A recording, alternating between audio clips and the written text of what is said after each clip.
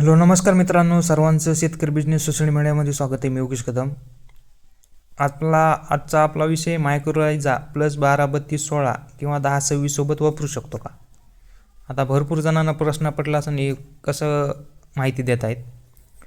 पण आता bio फर्टिलायझरसोबत NPK म्हणजेच रासायनिक खतं वापरू नये आपण भरपूर ठिकाणी म्हणतो. कोणी पण कृषी सल्लागार असेल, माहिती देणार असतील तर ते म्हणतात वापरू नका.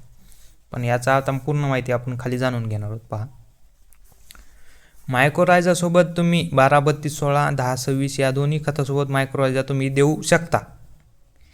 ही दोन्ही खते पूर्णपणे पाण्यात विरघळणारी नसल्यामुळे त्याचा सॉल्ट प्रेशर कमी असतं. त्यामुळे मायक्रोरायझा जर्मट्यूब किंवा कोशाला कुठेही आणि मायक्रोरायझा सक्रिय अवस्थेत राहतो. या खतामध्ये फॉस्फरस आणि पोटॅशियम जमिनीत स्थिर होतो.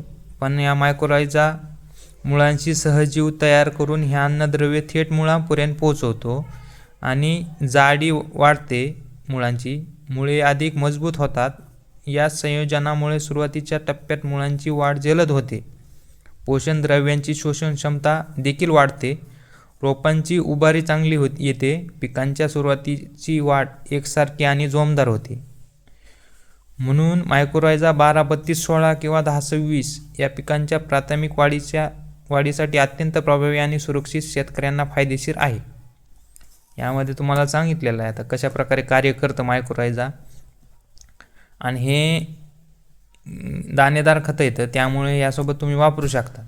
जर हे चिलेटेडमध्ये किंवा वॉटर सोल्युबलमध्ये असले असते तर त्यासोबत वापरायला चालत नाही आहे. यासोबत वापरू शकता. म्हणजे जे हे खतं दिलेले आहेत तुम्ही ती लागू करण्याचं काम मायक्रोरायझा करतं. माहिती कशी वाटली नक्कीच कमेंटमध्ये सांगा. आणि अशाच माहितीसाठी आपला खाली नंबर दिलेला आहे, या नंबरला तुम्ही कॉन्टॅक्ट करू शकता व्हॉट्सअपला.